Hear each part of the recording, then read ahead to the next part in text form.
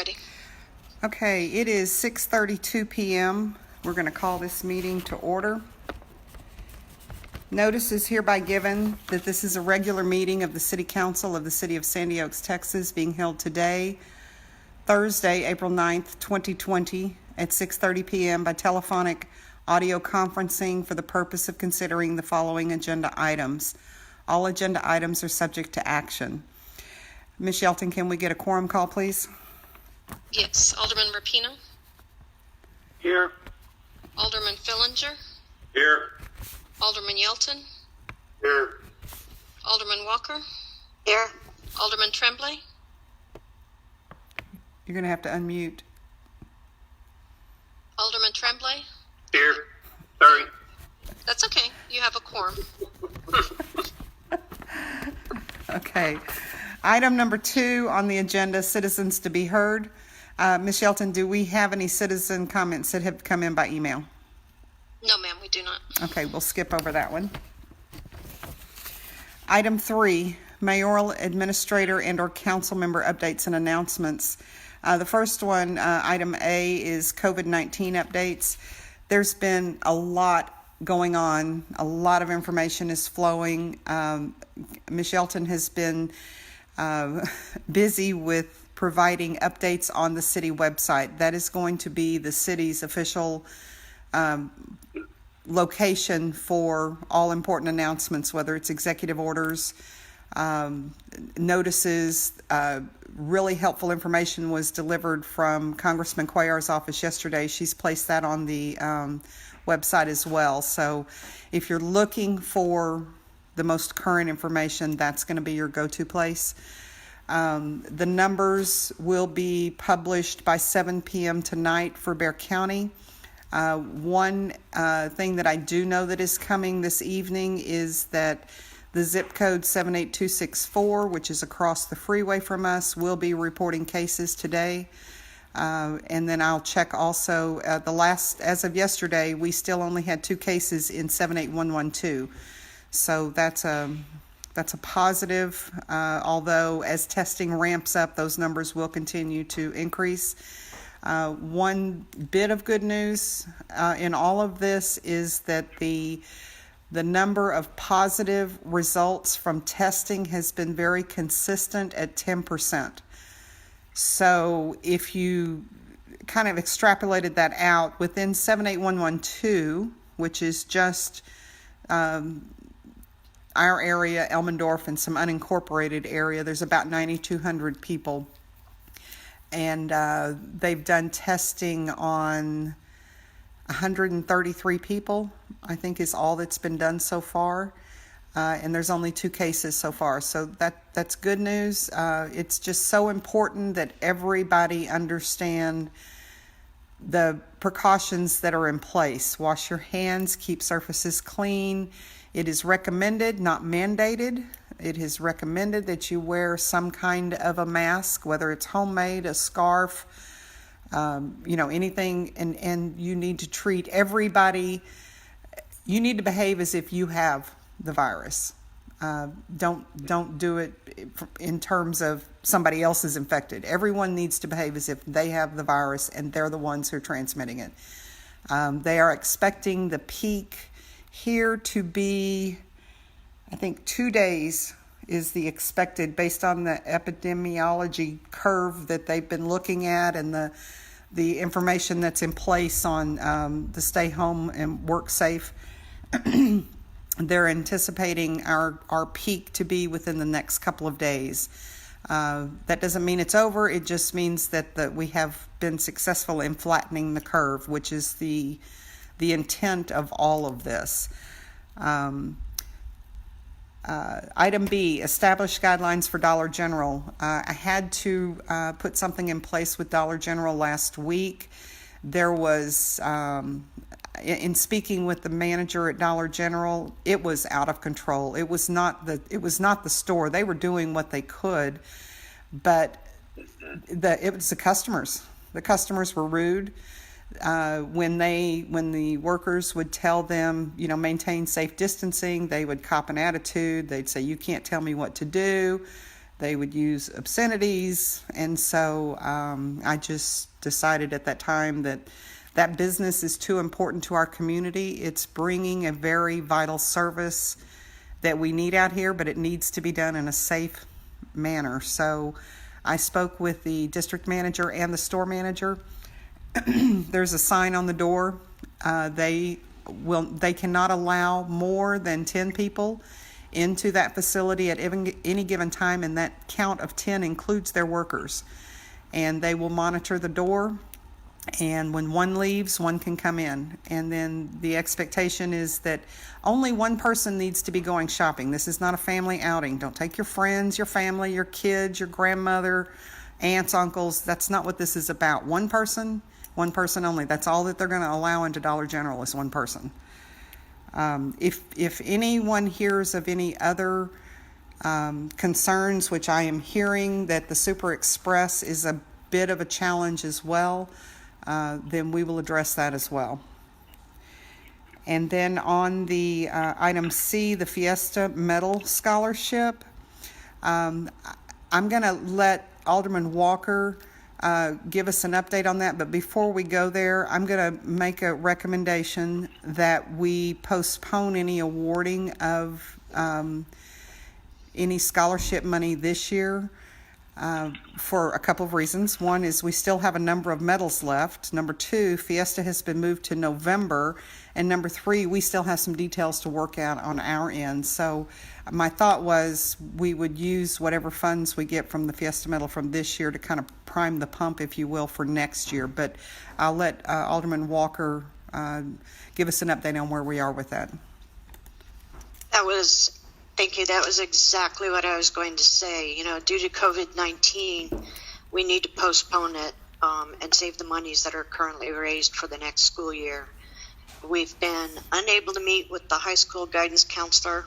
That was canceled the week after spring break in March. There were insufficient sales of the Fiesta medals, and we haven't been able to collect or pick up any of the donations that have been made or have been that I've been spoken to about. So I think we need to postpone it, save those monies for next school year. We do need a line item to capture the funds raised to date, and so we can collect those donations whenever we get done with this stay home business and turn them into the city to put it into the scholarship fund. And we can do that. There'll be an amended budget coming up probably in the next, 4-6 weeks. We'll have to do a little tweaking on the budget for obvious reasons, just like you mentioned, but we've got a couple of other line items that we need to adjust. And yes. We need to, with COVID-19, that is impacting our revenue stream, so we're watching everything really tightly, but we will certainly put that on the list, Alderman Walker, to put a specific line item in there. Ms. Shelton so far, I think, has been putting on any deposits that she's making, she would put what's the field? The comment field or description field or whatever, what that deposit money is, so that it could be easily identified again. Good. Okay. Good. And I do know there's a number of donations, but obviously because of the circumstances, we can't pick them up. Exactly. So. Yes. Okay. Cassandra, there's no action that we need to take on that particular item, is there? No, the resolution on the scholarship committee or the scholarship fund gives the scholarship administrator authority to manage the scholarship, so that can just be something that they decide on how to handle, unless council wants to restrict it for some reason. But they have the authority to do that and the leeway to do that. Perfect. Okay, thank you. Okay, item 4 on the agenda, the quarterly investment report. Received. Mayor? Yes. Just had a little input there. I guess it relates to the CO, the idea 19. The school district is distributing the lunches, and at first they were providing the South Side police were actually following the bus, or yes, I guess they were coming around trying to keep it orderly. I've been taking my grandkids as their parents are working or they're on conference calls. They're working at home, but they're not able to take them. So I've taken on that responsibility to take my grandkids out there. Today got a little out of hand. A couple of vehicles just pulled in right before the bus got there and just jumped right ahead of all the people who had been waiting. One woman did get out of her car and went and had a few words with one of the individuals. But I thought I had remember you putting something out that Marshall was going to maybe keep an eye on that. Is it possible that he could do that maybe? Actually, no, not at this time. Remember, he's still doing training with Deputy Castillo, and their schedule is different from that time frame that they're delivering the lunches. So they're not available at noon? No, they're not available at noon to do that. Okay. All right. I just don't want to see somebody getting... And we could certainly push that back up to the school and see if their resource officer could continue with those patrols. Yeah, because they're no longer accompanying the bus. Oh, okay. So maybe you could drop a phone call. Yes, I can do that. They're not going to deliver lunches tomorrow. They delivered today for tomorrow and the weekend. Oh, okay. They're giving them Good Friday off, so they'll start up again on Monday. Okay. It's been pretty orderly up till today. These two different vehicles, I guess, and they knew each other because one stopped and talked to the other one and just turned around and got right behind the first one. Wow. Yeah, just kind of like, hey, there's a whole line of people here. Right. If you would, maybe. Yes, I'll follow up. I'll follow up with the school district on that. I do want to recognize them for making that effort, because I did reach out to Randy Escamilla there at the school several weeks back to ask them if that was a possibility to get lunches delivered out here, because I was hearing comments that there's a number of families who didn't have the transportation to get to the locations. And I did see something on the news last night which I thought was really cute, and it was a location. Who's looking at the Somebody weather? Just flipped the screen here. Oh, it was me. I was just looking at the. Sorry, I was looking at the radar and hit the. What I had thought would be nice, and I have not run this by Randy, but I'd like to see the buses run their normal routes and have the children go to the stops and pick up their lunches that way. But the thing I saw on the news last night was really cute. It was down in somewhere in the valley. They have decorated the school bus with a big mask made out of a blanket, and that's what they're doing. They're driving around. You know how some of the teachers are driving around neighborhoods. Anyway, I thought that was kind of a cute idea. But and the fact that gas is cheap. I think the way they're doing it now, it works, because if we've got bad weather, rain, or we get into 90-degree weather, or whatever, at least you got kids. They're in a car, they're in a vehicle with air conditioning. They're not standing on the corner. Right. So I think what they're doing is actually a good way to do it. Okay. I'll follow. You have a couple of hands raised this week. Yes, Alderman Yelton.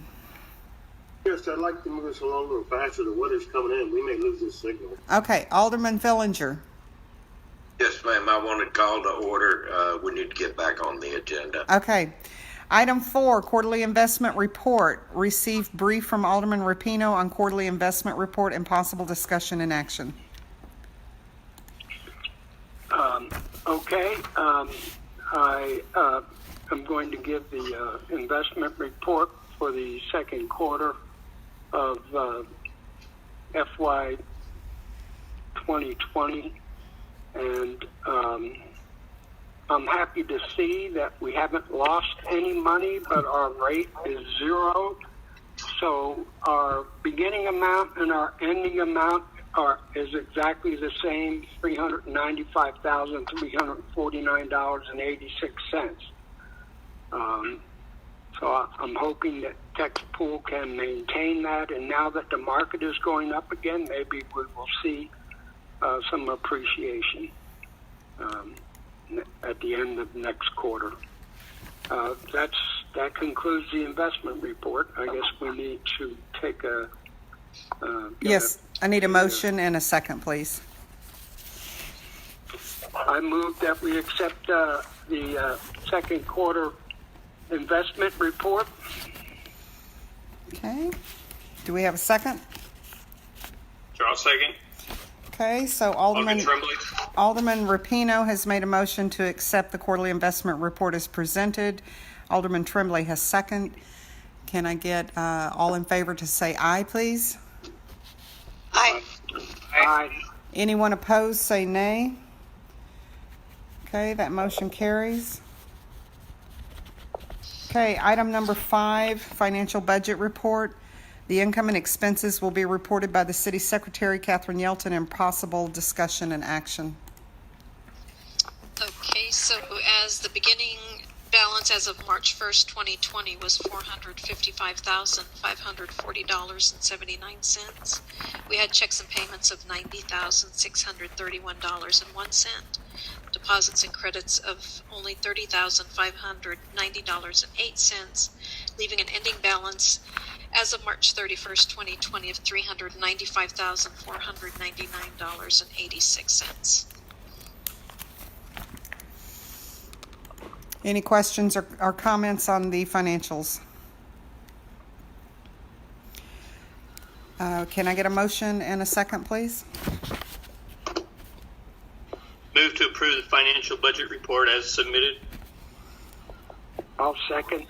Okay, Alderman Tremblay has made a motion to accept the financial and budget report as presented, and a second by Alderman Rapino. All in favor say aye. Aye. Aye. Aye. Opposed? Okay, the motion carries. Item 6 on the consent agenda. All matters listed under consent agenda are considered routine by the City Council of the City of Sandy Oaks and will be enacted by one motion. There will not be separate discussion on these items. If discussion is desired, that item will be removed from the consent agenda and will be considered separately. We have 5 items on here. The first is approved February 2020 City Attorney Invoice number 1240 from Casana and Ortiz, not to exceed $2,340. Item B, approve the minutes from February 13th, 2020 for a regular City Council meeting. Item C, I said 5, there's only 4. Item C, approve minutes from March 12th, 2020 regular City Council meeting. And D, approve minutes from the March 26th, 2020 regular City Council meeting.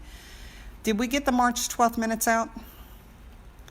No, ma'am, we did not. Okay. Or I did not. I'm going to pull those from here, so we're going to consider items A, B, and D as consent items.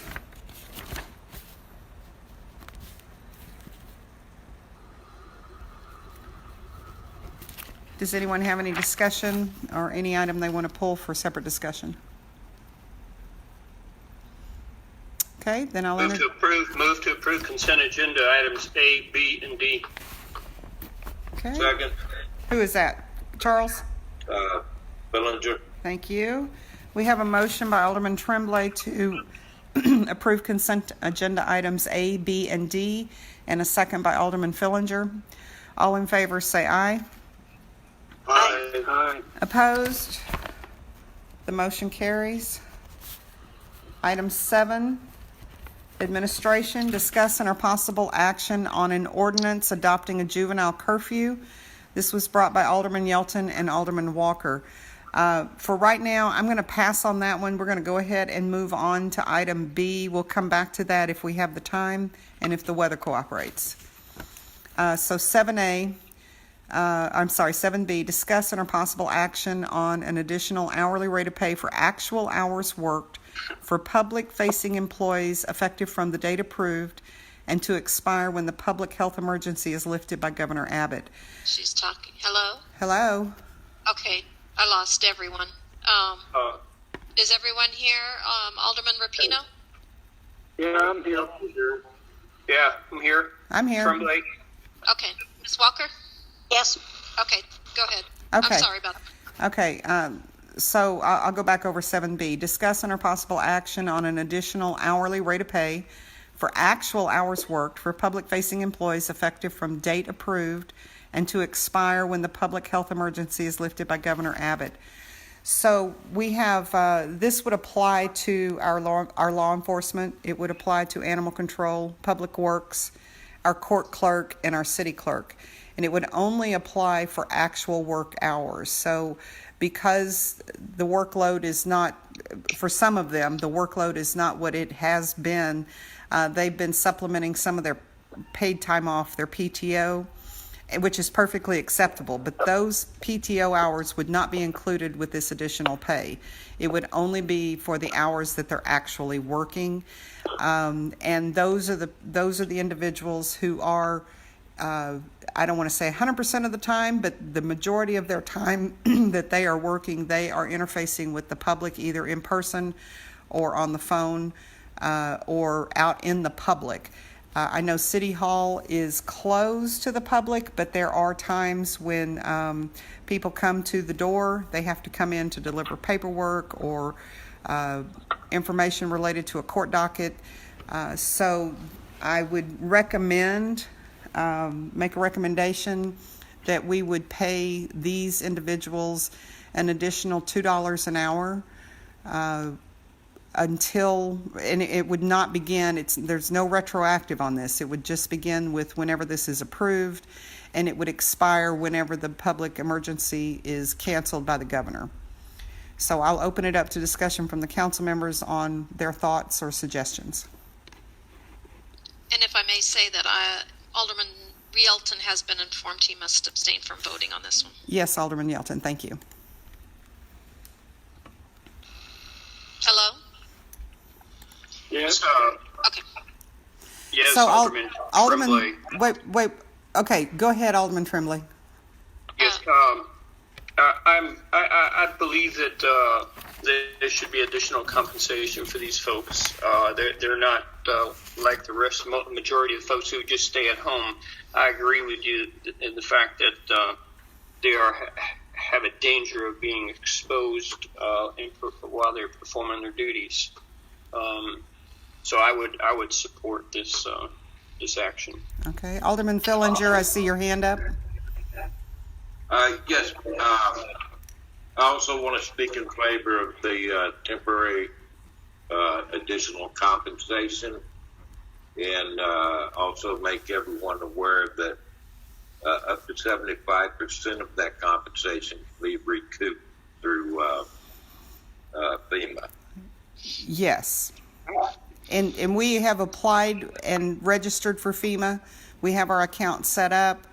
The 75% is the expected. There's always a match whenever you have any kind of grants, programs, or not grants. What's the other one? Grants. And in this case, it's 25% would be borne by the city or the local municipality. There is a way to offset some of that through volunteer time, but Alderman Fillinger is correct. We could submit this additional pay for reimbursement from FEMA. We can also volunteer time. But, wait. Alderman Fillinger is correct. Somebody's phone is not on mute. Okay.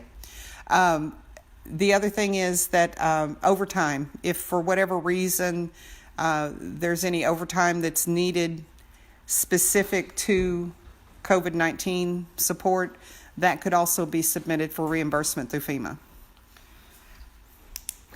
Any Hello? other? Yeah. Yes. Okay. Sorry. I keep losing. Let me, Alderman Rapinoe's here? Yes. Okay. Tremblay? Alderman I'm assuming he's muted himself. I just want to make sure everyone's here. Yes, I'm here. Okay. Mr. Fellinger? Yes, I'm here. I might have lost Alderman Yelton. I still see him on here, but he's muted. Oh, minimize. I'm here. I'm muted because Okay. I can't. Okay, go ahead.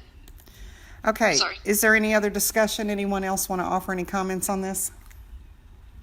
Yeah, what additional hourly rate of pay are we talking about? Well, my recommendation was $2 an hour, but I'll leave that up to the council to make a final recommendation and a motion.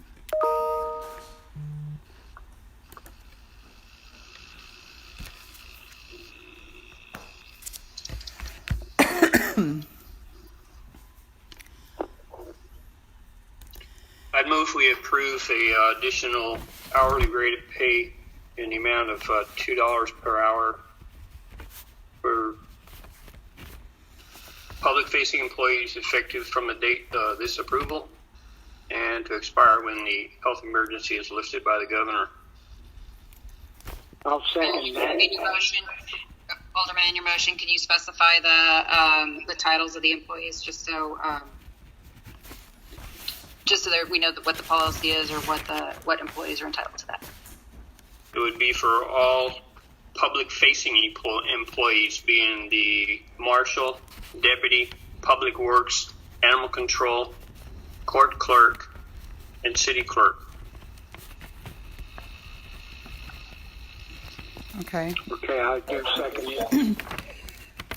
Okay, so we have a motion by Alderman Tremblay to approve an additional hourly rate of pay of $2 per hour effective from the date approved and to expire when the public health emergency is lifted by the governor. This would apply to the marshal, the deputy, public works, animal control, the court clerk, and the city clerk, and only for actual work hours. We have a second by Alderman Rapino. All in favor say aye. Aye. Aye. Any opposed, say nay. Okay, that motion carries. And Ms. Shelton, I'll need you to work with the payroll processing company to identify those additional pay separately so that we can capture that for FEMA. Everything for FEMA has to be documented. Okay, I'll get with Stephanie. Okay, item 8, municipal court. Discuss and or possible action on the purchase of a security mailbox. So with what we're facing right now and the public having very limited access to the building, there has been, times when the public needs to drop off paperwork or make payments, and we needed a secure way to handle that. And so Ms. Plate had done some research and come up with a recommendation for a couple of options for this. And Ms. Plate, you are on the call, yes? Yes, I'm here. Would you like to speak to this, please? I had reached out to some of the other cities as to how they handle it, and they had informed me that they have these drop boxes that they use. So that's why I brought it up, to see what we can do. Because, people could come in after hours to put their payments in there, not just during what's going on, but continuous to use this. Yeah, this is Lou. I had a conference call with our regional city managers today, and that issue came up, and that's something I suggested, so I think that's a good idea. So the concern, I had a concern with one of the options, which is the through-the-wall adjustable chute. And in looking at the picture, Kathy, I don't know that I'm as opposed to it as I was before. However, because we're not going to be in that building permanently, I still am not leaning towards this solution. And my original concern for everyone else is that, vandalism. Who knows what they're going to stick in there? I don't want to create a hazard inside the building. So I thought an exterior standalone unit may be a better solution. But it, of course, is, it can be more costly. Kathy Plate, based on what you have here, which one of these would you recommend? Because I think we have 4 options here in front of us. Oh, I don't have. I just sent them to Catherine. I didn't have copies with me to. I didn't know I was gonna have to tonight. Okay. So I think they were in the email. But yeah, let's see if I can find them. So this one that says high security payment drop box, it is it's a metal, it's on a stand. It's got a pull down with it looks like a locking mailbox that you would put in your residence if you wanted to secure your incoming mail.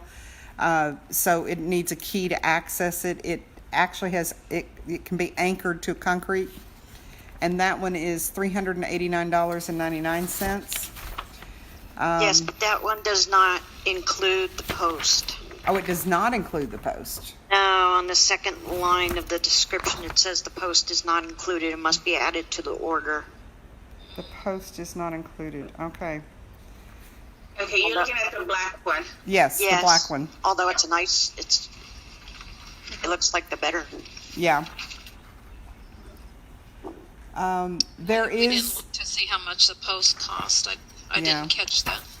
Now there's this other one here that is a large outdoor secure box with a locking drop box. So I'm assuming that would be mounted to the wall in some fashion, but not to drop through the wall into the building. Correct. That one that doesn't. Yeah, and it's $359.99. So there's no post needed on that one. And if it were put near the Ring doorbell, if there's anyone dropping anything that they shouldn't, that something Exactly. nefarious, then it'll be seen. And the nice thing about that Ring doorbell is you get instant notification when somebody's there, so we would know immediately if somebody was there. And then the through the wall, I'm not a fan of that one. I just don't know that that's the best way to do that. I think the through the wall would be more secure. I'd be worried about an external one outdoors being vandalized, or you see how people have put chains around money machines, Right. and try to steal them. I just think that through the door would be more secure. Well, it'd be through the wall, not the door. Yeah, through the wall. Well, and the concern there is that we're not going to be in that building for right, and it could be removed and put into the other building, and repair the wall wherever. You're just going to cut that hole for the chute to go through.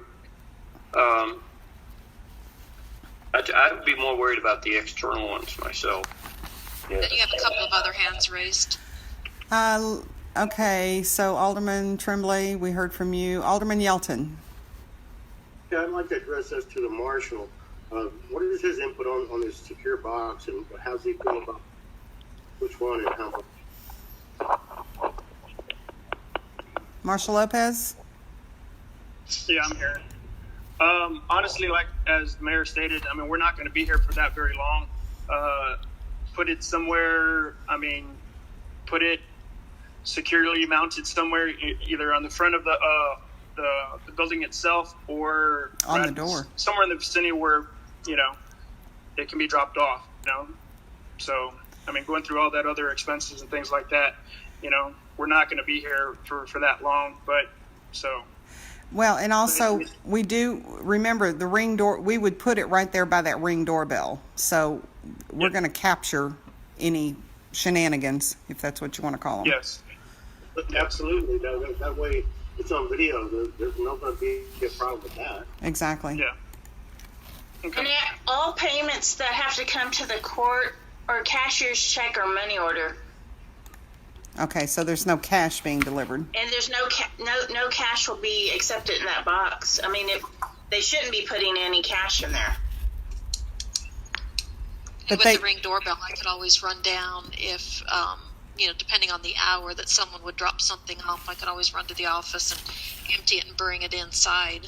Yeah, there's that too. Yeah. It would have to be really securely mounted to whatever fixture it's going to be, because people have a will and a way, they'll break into anything.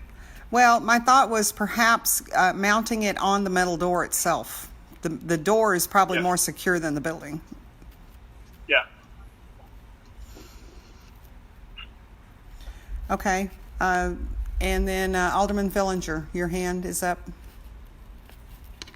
Yeah, I'm thinking an external mounted flush with the wall would be really hard to wrap a chain around. The pedestal mount,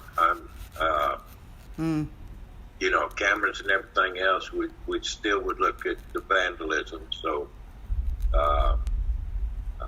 and through the wall, that would work. But really be a pain in the butt. I would say an external mouthwash on the door would probably be our best choice. Okay, so that kind of narrows it down to this one unit, the large outdoor secure payment locking drop box. The black one, I just looked it up, and a post would run an additional $220. Well, and Alderman Fillinger brought up a good point that I hadn't considered, which is, wrapping a chain around it and dragging it off. So I think the mounted is the better way to go on this one myself, but I'll leave it up to the council to make a recommendation. Is there any other discussion on this one? Okay, somebody like to make a motion? I move that we order the large outdoor secure payment locking drop box for not to exceed. Do we have to pay shipping? More than likely. Free ground shipping Okay, for orders over $100. not to exceed $375. Okay. So we have a motion by Second. Is that Alderman Rapino? Yes. Okay, yes. so maybe we should make it 400. All right, not to exceed 400. Okay. And this is for. And I'll second that. I have a question. Yes. You're talking about which one, the black one? No, No, the no, no. second page, the large outdoor. It's the orange one. The one come down to the wall, right? Yes. It's actually red, but my printer was running out of ink. Oh, okay. Okay, so we have a motion by Alderman Walker to approve the purchase of the large outdoor secure payment locking box for a price not to exceed $400. And we have a second by Alderman Rapino. All in favor say aye. Aye. Aye. Aye. Any opposed say nay. And that motion carries. Okay, let's move on to item number 9, the Marshal presentation of monthly report by Marshal Lopez with possible discussion and or action. Hello. So obviously with with everything going on for the month of March, we had 130 cases, about 84 defendants that were scheduled for the month of March. So obviously with everything going on, that got rescheduled probably to next month or the following month. A rise in domestic issues with everybody home, husbands and wives and kids have increased about 25% locally for law enforcement. So we've been pretty busy. Obviously we're still training with Deputy Castillo. Hopefully he'll be ready to go at the end of the month. Calls of service have picked up, going from burglary of coin-operated machine to disturbances. Traffic arrests, traffic warrants have been up. We had about 4 or 5 arrests last month. Typical calls for service: 911 hang-ups, welfare checks, emergency detentions, civil matters, suspicious persons, and things like that. So obviously, when we're not on duty, county's picking up the slack as well. So real simple, but as we continue to move forward with everything going on, there's continues of our presence with our daily activities. So other than that, good. And I appreciate the work that the Marshal and Deputy Castillo have been doing. They're getting out and about and making new friends. Did you provide a written report to Catherine on this? And I apologize, I'm a little behind on my email this afternoon. No, ma'am, I did not. Okay. I'd just like to have those monthly in writing just so we have a record of that. So if you could put something in her email for that, I appreciate it. Yes, ma'am, and I do apologize. I would definitely do that. That's okay. If all the aldermen could get that report as well. Yes, of course. Thank you. Alderman Yelton has a question. Yes, Alderman Yelton. Are you currently working the 2 to 10? What exactly are the hours? You're still doing training? David, Yeah. Alderman Tremblay, Yes, before you move on, and I'll leave this to the marshal's discretion, but I think in the interest of safety, I don't know that publishing the hours that they're actually working is the right answer. I'll withdraw that question. Okay. But I'll defer to Marshal Lopez. You may say whatever you think is appropriate. we're mixing it up. So we're keeping, like I said, we're keeping things differently with training. We're just we'll be out there at various times. I can't go into specifics, but we'll be out there. Specific. You'll see us. Okay. Understood. Thank you. Alderman Yelton has a question. Yes, Alderman Yelto. Yes, sir.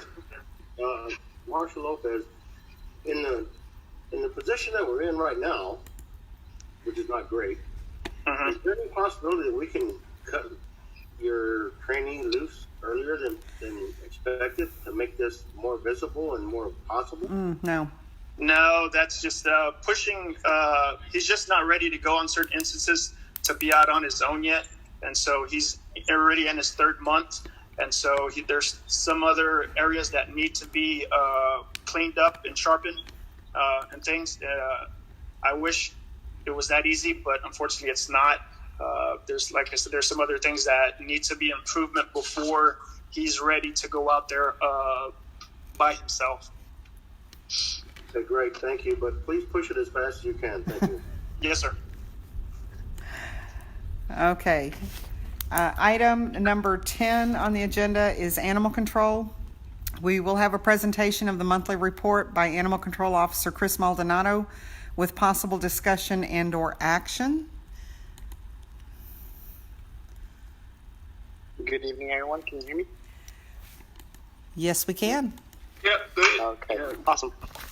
Hey, so everybody got the report. For the month of March, we had a total of 23 cases, 10 warnings, 4 citations, and the rest were either referrals or different kinds of outcomes. Total of animals we've encountered were 25, a little bit of a spike from last month, but it is what it is. We've been trying not to make contact with as much people as possible due to what's going on, but there have been multiple calls for dog bites, illegal animals, stuff like that. So those things we have to address either way. There's no saying we can't do it or whatnot. But is there any questions? Well, I did want to acknowledge you touched on it briefly, and it had to do with the animal bites. I will tell you that basically the focus that I have given, the direction I've given the animal control officer is we need to focus on dangerous situations, whether that be an animal bite or a vicious animal. That's our priority. The reason is the resources with the veterinarians are limited as well. Everyone's going through this at the same time, so we have to be very careful about how we spend our resources. But when it comes to a vicious animal, there's no discussion on that one. When it's an animal bite, there's no discussion on that. We had 2 animal bites that have occurred within 2 or 3 weeks of each other. And it did result in the animals being euthanized. One was the owner's decision to do so. The other was, and correct me if I'm wrong, Chris, I think it was also the owner as well, or did the time ran out on that one? I think the time ran out on that one, and they were not going to reclaim it. I made the decision on that one. Yeah, it was a vicious animal. It was a mean animal. Correct. It also bit me, so that's why I made the decision to put it down. Yeah. And standard protocol is that if there is an animal bite, a bite on human, that quarantine goes into effect. Now, if the owner can produce vaccination records and those can be verified, then Chris has been instructed that he can, if he finds the location acceptable, they can self-quarantine the animal on the property. In the case of these two animals, that was not an option. Neither of them were able to produce any records, so we did have to send those to quarantine at, I think we did one at Deason and one at Oak Hills, if I'm not mistaken. No, And both of them were at Oak Hills. both were at Oak Hills. We just euthanized at Deason's for Got it. the lower rate Got that it. they give us. Okay. The second one was And I think we're still doing TNRs for the cats. Is that correct? No, we are not. We're No. not. Okay. Due to what's happening, Brooks is not accepting any animals right now. Okay. That's because the overload of people that go in there when they are open. Right. So they canceled all till further notice. And then I think we've had some success stories with some adoptions working through ACS, if I'm not mistaken. Yeah, we have. I actually got contacted by a Pet Point representative the other day, and they helped us get in contact with 3 other departments that called me and assisted us in getting animals out of our shelter, Right. or out of our possession. Right. And for future references, after this is all blown over, they'll help us in the future. Oh, awesome. I've understood that with the stay-home orders that are in place, there's a lot of people who are looking to adopt animals. So that's kind of a positive here. My only concern with that is when it's over, what happens to those animals. So we just need to be a little aware of that. Any other questions or comments for Christopher? Okay. Thank you, Chris. I appreciate all you do out there, and I'm sorry you got bit. Thank you. But you've had your shot, so we know you're safe. Okay, looks like anybody have an update on the weather before we move on to this last subject? We're looking clear over here. Okay. All right, well, let's move on back up to item 7A. Discuss under possible action on an ordinance number 2020-160, adopting a juvenile curfew. I'll turn this over to Alderman Yelton and Alderman Walker, and you two can watch, you two, one of you take the lead, and y'all discuss this. Yes, ma'am. Thank you. I lost contact. I'm back. This is Alderman Yelton, and I want to thank Mrs. Ortiz for drawing up this ordinance for us. It looks like the very acceptable for our community, and it probably mirrored from San Antonio, Bear County. I have no idea. I move to make a motion to accept this ordinance. Now, there's some guidelines in there that we might not meet right now, but we will in the future. So, as any ordinance or any law we pass, we have to deal with the situation as they provide. So I'll make a motion that we accept the ordinance 2020-160, in ordinance for the city's council of the city of Sandy Oaks, Texas, adopting a juvenile curfew, providing for the times during which the curfew will be in effect, providing for a penalty, providing a repeater, severability, and saving clause, and providing an effective date.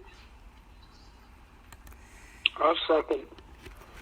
Okay, and before Excuse me. before we vote on that, Do we not need to do a first reading on this one? well, so hold on just a moment. Before we move on with that, I would like to get some input from the marshal on this as well, and then we'll go back to discussion. Okay. Yeah, let's hear from the marshal. Hello again. Good evening. I think this is every city that I've ever worked for. Majority of cities have had city ordinances, so this puts a big implementation on juveniles itself going out there and doing things that they're not supposed to be doing all late hours of the day. I mean, during the evening. So this puts more enforcement on the parents as well to being responsible and knowing where their kids are at, and the overall effect of the community itself with everything going on. Kids are a lot home today with everything, and then for the future, Kids shouldn't be out that late anyway. So it's a great idea, and I actually welcome it. Makes our job easier handling these juveniles with the city ordinance as well. Okay, Alderman Fillinger, I see your hand up. Would you like to comment?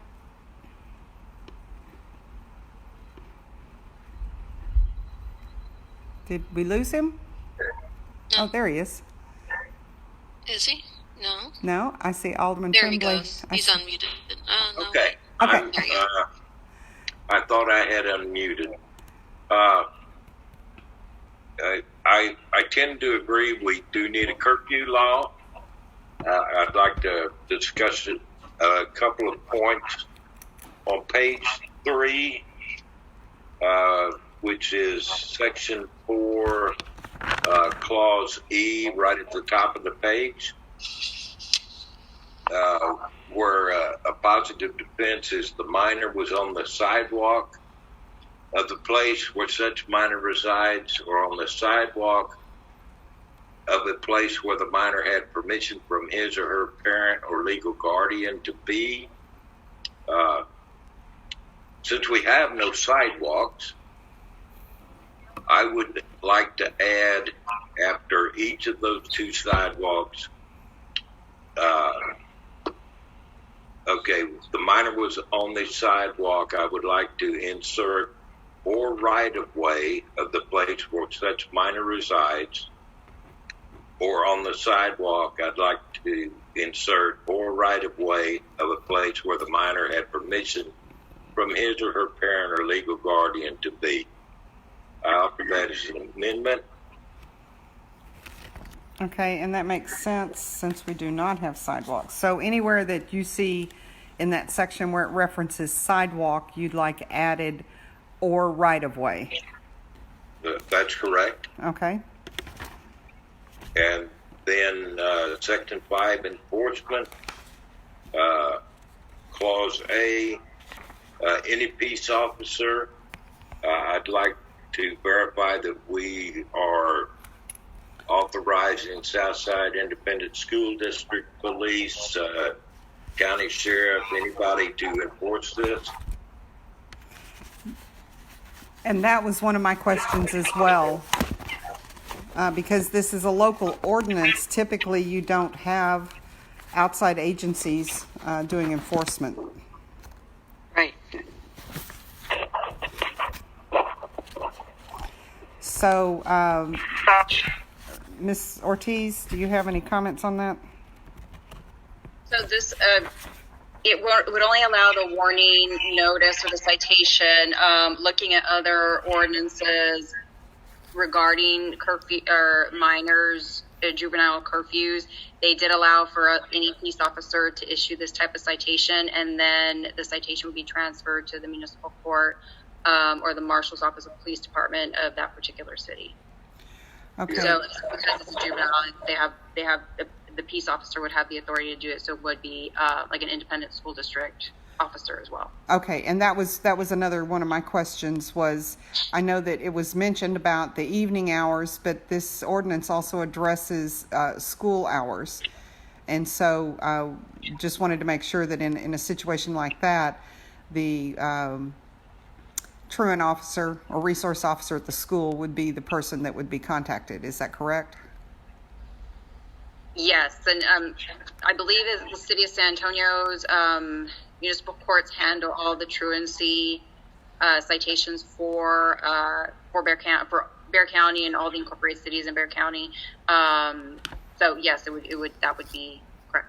Okay, and then And I have another question for Ms. Ortiz. yes. A truancy case, or once it goes to the municipal court, the file itself would be confidential after the minor turned into an adult. Yes. Thank you. Yes, as long as because it still involves a minor, it's still confidential. Thank you. Right. Alderman Tremblay, I see your hand up. Yes. After all the discussion is done, I believe we need a motion to waive the first reading requirement. I know we've already got a motion to pass this ordinance, but That's true. We do need to address that. we need to waive the first reading requirement. Okay, so let me check in on Alderman Walker real quick, and then we'll readdress that. Alderman Okay. Walker? I had a question regarding the definitions. It lists minor shall mean any person who is 10 years of age or older and under 17 years of age, or 17 years of age or older and under 18 years of age who is alleged or found to have engaged in delinquent conduct, etc., etc. My question ultimately is, why is it 10 years of age?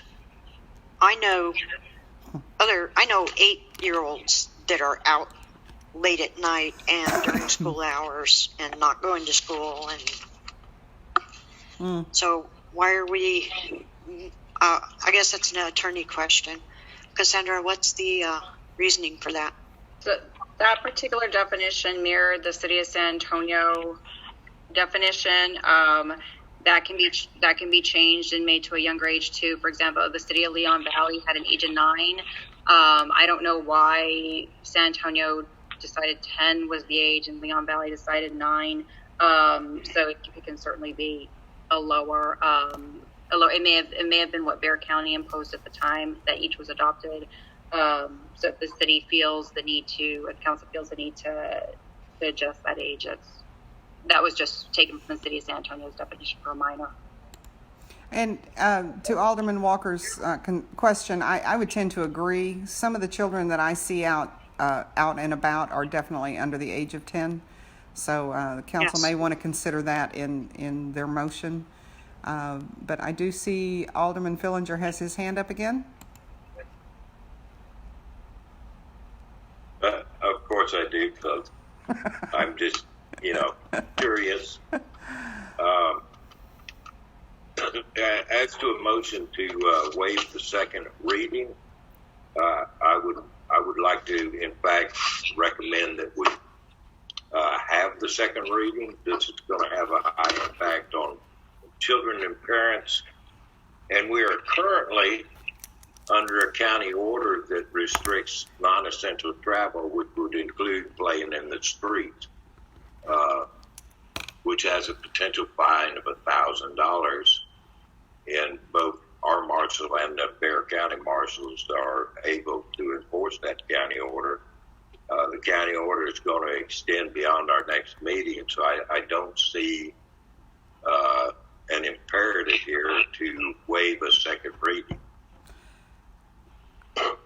I would tend to agree with that, Alderman Fillinger. They're allowed to be out in the streets. They need to maintain the social distancing. But I don't know how you do, if they're riding their bikes, that's one thing. If they're passing a ball, that's a problem. Anyway, there's a whole, I should have mentioned that during the COVID-19 updates, but we've addressed the park issues. So, but I agree with the second reading would probably apply in this case.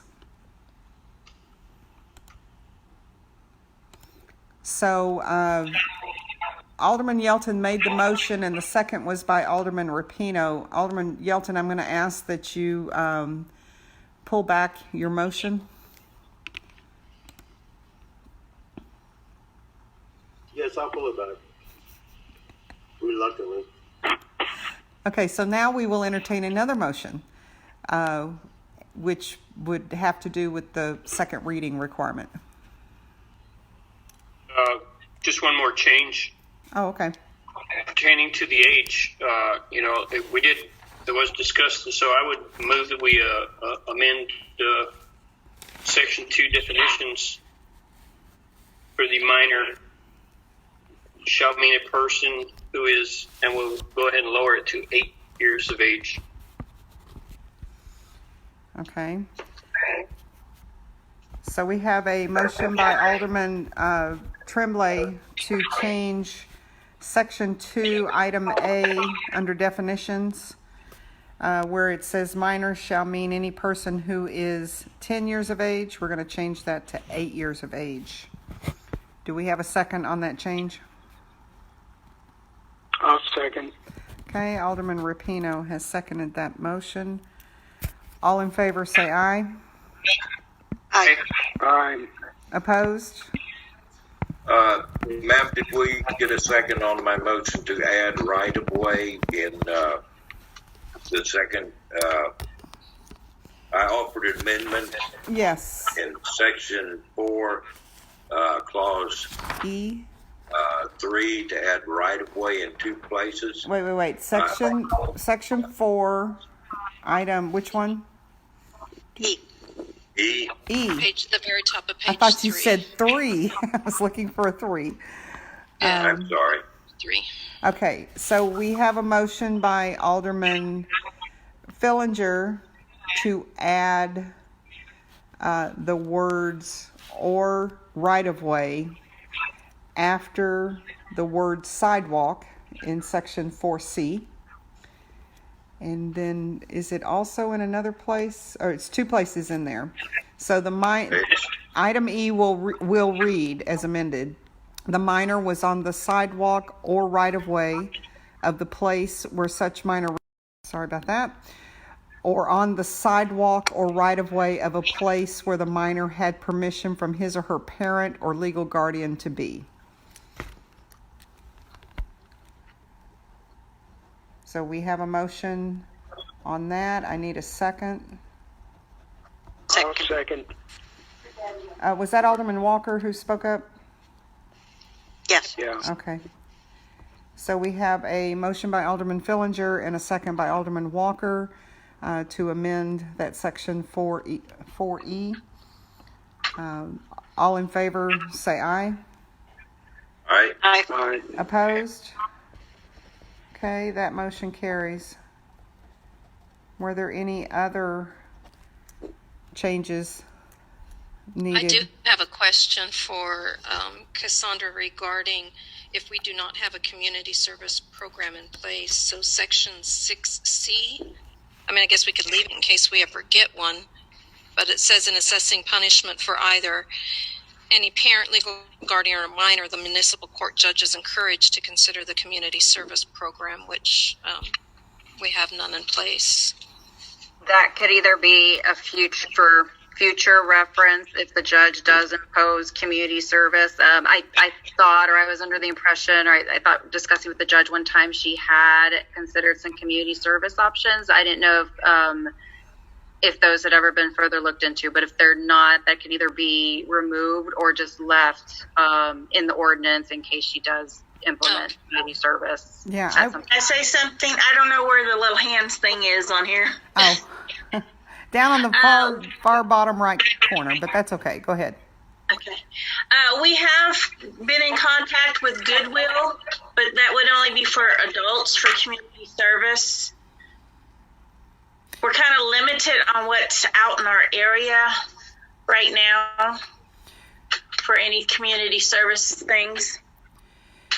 And Kathy, would the who would be in charge of that program? Would it be the court or the marshal's office? Because they're going to require supervision.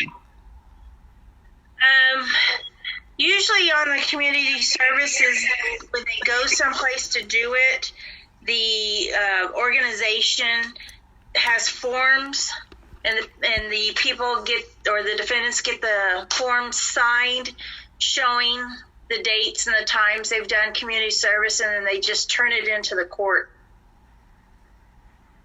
Alderman Fillinger has a question as well. Yes, Alderman Fillinger, go ahead. I'm muting and unmuting every time. I would recommend that we leave that in there because both the minors and the adults are, going to be held accountable under this. We may have an instance where an adult would prefer community service versus a fine. And and maybe we should, as a community, look into a community service for the minors. Okay. Any other comments? So, and Cassandra, keep me straight on this. I think the first action is to approve the ordinance as amended, and then we would approve the second reading, or am I in the wrong sequence? No, well, you don't have to approve the second reading, since it would automatically, there would be a second reading for this ordinance. There needs to be no further action from the council on that. I think what the council did is just those two amendments, and the other amendments taken up individually, and then that final, or that draft, would then be brought to council at the next meeting, and then the council can make any additional changes if it needs to at that second time. But other than the two amendments that have already been taken, unless there are any additional amendments, no other further action needs to be taken. Okay, and so we could take the draft with the amendments that we've made this evening, and then the city clerk can then take that and post that on the website for public comment? Yes. Okay. Okay, so we have no other action on that particular item then? No. Okay. And with that, our next order of business. Let me check what time it is. It is 7:39, and we will adjourn the meeting. And thank you, everyone. And be safe. Take care of yourselves. Take care of your family. And we'll see you at the next meeting. Thank you. Good evening. Thank you. Good night. Good night. Good night. All right. Bye.